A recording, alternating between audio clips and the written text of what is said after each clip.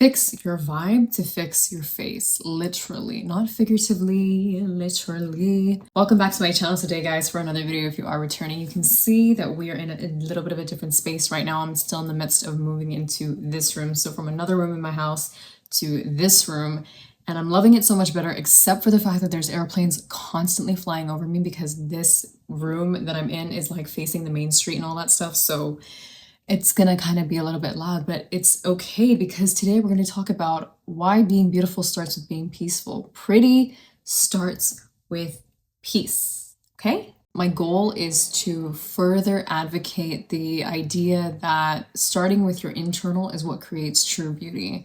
I think when I was a little bit younger, I always used to believe that the opposite was true. And I think a lot of younger women fall into the trap of feeling like that's also, I talked about this before a little bit where I mentioned that womanhood, like stepping into my womanhood and growing older was so healing for me because I realized what it actually means to be a woman, and it's nothing. It has nothing to do with what we were taught. So how do you shift your energy from being an angry woman to a peaceful one? Because that is the main difference between these two women, right? Let's take an angry, resentful woman who is maybe physically very beautiful, but at the end of the day, the bottom line is that they're angry and still resentful, versus somebody who is peaceful and tapped into their energy and really just knows how to enjoy life in its entirety, right? Number one, if you can name it, you can heal it. This is the piece of advice I'm going to give you. In other words, focus on healing your wounds. And if you're asking me, okay, you're telling me to heal my wounds, but how exactly do I start? Start by naming your emotions. That's what I did a lot of the times on my journey. I still do it, and it helps me a great deal. Is if I can't understand something, I try my best to name it.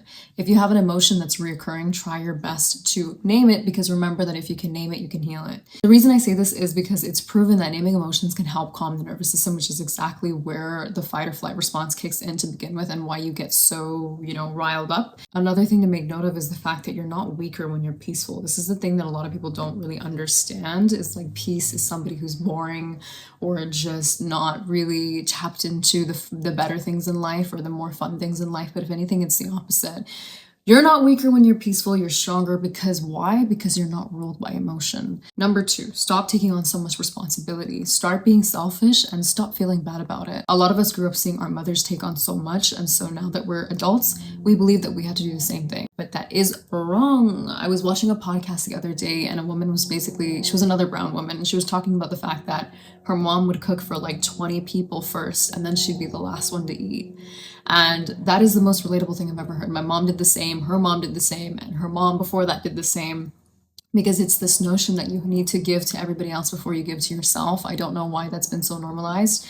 We're living in different times now, and that is no longer necessary. So be selfish, stop feeling bad about it, and also be unapologetic. That's one thing I've been working on so hard in my life right now. Was why am I so apologetic about who I am at my core? It's like, even if you don't like something about yourself, just be unapologetic about it. That's who you are at this given moment. It might not be authentic to the future you that you're working on becoming, but at this moment, this is how you are. So take yourself as you are, the same way that you would take someone that you love in a relationship, right? It's like we defy everything else when we love someone in a relationship. We can forget so many things. We can forget about so many things and make so many compromises. But when it comes to ourselves, it's not the same story, right? I'm taking on less responsibility this year because I am not about that. Create more space to do what you love, because it's going to start filling you with positive emotions rather than anger and resentment. That's the key things here, is focus on things that are going to fill you up with positivity rather than resentment. Number three, let's talk about physical release. So doing a lot of physically releasing things to let go of trapped and stagnant energy within the body is really, really beneficial, especially for women. It's going to help you a lot in rebalancing everything that's within your body in terms of like energies and stuff like that. So for me, a really big thing that I do is meditations, specifically something referred to as the body scan meditation. You start from either the top of your head or your feet, and you basically scan either all the way down or all the way up from your feet. It's been proven very beneficial in releasing all that energy, because you don't want to be carrying stuff from like 5 years ago, right? Because at the same time, like when we have aches and pains, we don't often think that it's an indicator that we've been holding a past memory to us for too long. But if anything, it could actually be your body telling you that maybe it no longer belongs there and it's time for you to let go of it. I do want to mention that if you guys are interested in guided meditations, where essentially it is somebody guiding you through the meditation, if you've never tried meditating before or you have trouble getting into it, I have meditations of my own available on my online community called GC, also known as the Goddess Community. And on there we do live calls and things like that, but you also get access to exclusive meditations that are led by me. I was just working on a body scan meditation yesterday yesterday, and I'm so excited to post it on the community because it's one that has benefited me so much throughout my journey. I do it almost every single day now, so if you're interested, that is there for you.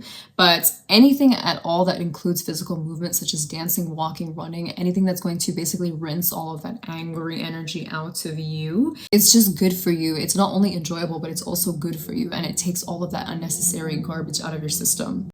Number 4, create space for yourself when you're feeling angry or overwhelmed. This is a really important one. Detach and remove your energy from the thing that isn't currently serving you for a while and occupy your mind with other things. I think when something happens to us that is really affecting us heavily and is kind of playing with our energy, we often go so into it that we are constantly worrying about it, we're thinking about it, and we're sitting in the middle of the situation or the conflict. And the reason that this doesn't do anything is because you get no answers out of it and nothing changes. It's like everything's going to stay the same regardless. You might as well just learn to be detached from it, because nothing that is never meant to happen will ever happen. You know what I mean? Like nothing that was never meant for you will ever be there and will never arrive at your door.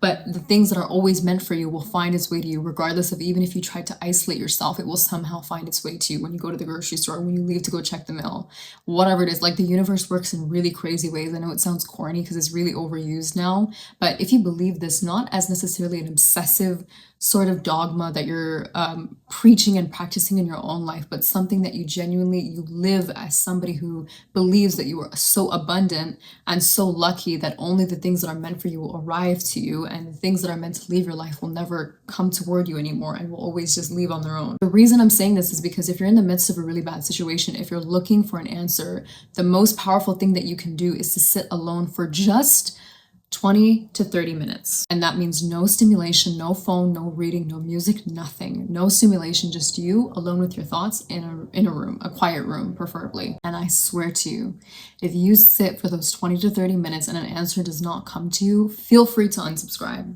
This is one of the tactics that have been known for years, thousands and thousands of years, but nobody wants to do it anymore. And it's even harder to do it in today's world because there's so much information, stimulation, and constantly needing to be doing something, that to sit quietly by ourselves is really uncomfortable. There was a study that was done. I always tell you guys about these studies that I read, but it's only to prove my point further. But there was a study done to show that like people would either have to choose between getting an electric shock, or not an electric shock, what is it, tasered or something? I don't know, something along the lines of that, like a taser or some sort of electric thingy that would like basically put you in pain and like shock your body, or sit alone with your thoughts for like 20 to 30 minutes. And more than half the people chose the electric shock. It's just insane when I was reading the study, and it stays in my head rent free because I think about that till this day, where I'm like, wow, we would rather put our body through the process of enduring that kind of pain, because it's not like it's not painful. It is very painful to be tasered. I wouldn't know because it's never happened to me, God forbid, but I can imagine that it's a very painful thing to go through. So to think that nobody wants to sit alone with their thoughts, because if anything, in their mind, that idea is more scary or more daunting, because they know that they don't have control over their emotions and what kind of stories their mind is going to tell them. Do you know what I mean? This is when you have to realize that the mind is very powerful, and when noise is reduced, all the answers flow to your mind effortlessly. Almost effortlessly, it feels. A quote that I want to mention that was said by a French mathematician. I don't know how to pronounce his name, so I'm not even going to try. He said, all of humanity's problems stem from man's inability to sit quietly in a room alone. I think the fact that nobody wants to do that very simple thing anymore shows why the world has turned out to be the way that it is, right?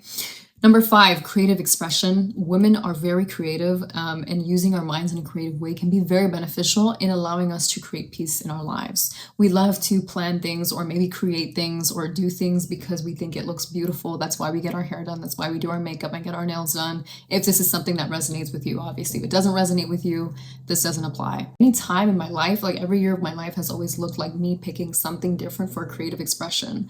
A couple years ago, it was fashion. I really went all in with my fashion, and I tried my best to create, you know, the craziest outfits that were just the expression, because to me it was art, and for you it might have been makeup. For me it was makeup for a little while, and then it was clothes. Now it's YouTube and my community. So I always, like, I think my soul always had the desire to push past like certain boundaries, no matter how hard life was for me, and try to create something with what I had or what I was able to, what I had access to basically in my life. And the reason that this has served me so well is because I think creativity is such a natural part of me. And I know that when I meet a lot of other women, I see the exact same quality repeatedly. So prioritize creative expression in your life, and it's going to make all the difference. Whatever type of creation makes you feel like you're producing art, even if it's just dressing expressively, then do that.